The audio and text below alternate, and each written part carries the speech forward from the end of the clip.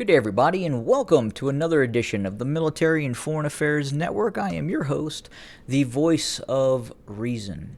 Today, we are continuing our coverage of the ongoing civil war taking place inside of the former state of Ethiopia. And today, we're starting to receive reports, or I should better clarify that a little bit, that we have received reports within the last 24, 48 hours in which there are new estimates in terms of the types of casualties and deaths that have been now reported within the last 16 months since this war has been going on. Now, before I get into that, I've seen some very, very interesting, obviously, news coverage and other issues directly pertaining to the war between Russia and Ukraine.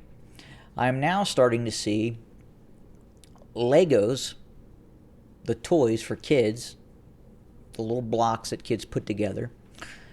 Legos is now put out a Vladimir Zelensky toy, Legos little toy. They also are producing Ukrainian Molotov cocktail toys as well. So your little kid can go out and you can buy little Legos and they can buy their little Ukrainian Molotov cocktails, and they can get their little Vladimir Zelensky play toy.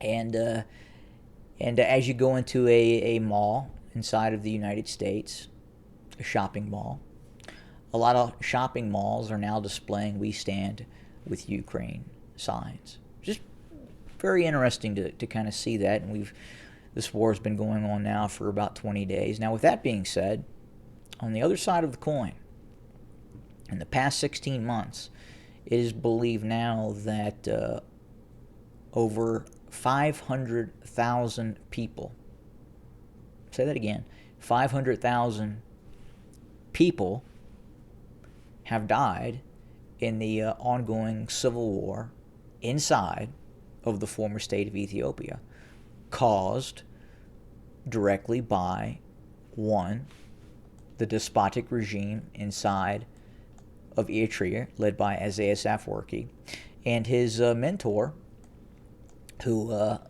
is Abiy Ahmed, who rules over somewhat of a city-state located in central Ethiopia, known as Addis Ababa, also known as Finfine. And again, you compare and contrast and look at what's going on in Ukraine and all the coverage that exists. And I would wager now that one day of coverage, of Ukrainian coverage, would equal the entire coverage of the mainstream media's coverage of the atrocities that have occurred inside of the former state of Ethiopia. As a matter of fact, we've also received reports and really terrifying footage of an individual being burned to death by Abiy Ahmed death squads wearing Ethiopian National Defense Force uniforms, allegedly burning to death a Tigrayan man. And I think the last time we saw that was quite possibly during the burning of witches in the Dark Ages. But that's what we're seeing. And again, it's really a catastrophic situation. And again, of those 500,000 reported deaths in the region, inside of the former state of Ethiopia, obviously, a number of those, well over 100,000, are combatant fatalities, but a great many of them are also non-combatants that have been starved to death by the anaconda-type siege that has been placed upon the Tigray region located in this area. And again, I was covering this conflict even before, obviously well before the Ukrainian Russian war, as this was the largest conflict on the planet prior to these two industrial nations, Ukraine and Russia, coming to blows. But just in terms of the size and scope of conflicts on the planet, and all conflicts being taken into account, the ongoing war inside of the former state of Ethiopia had been the largest, and that was one of the reasons why I was covering it very, very closely.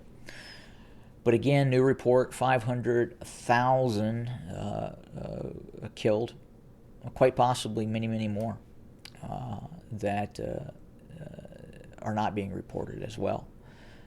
But you can, again, compare and contrast to Legos putting out their Ukrainian Molotov cocktails and your Zelensky toy.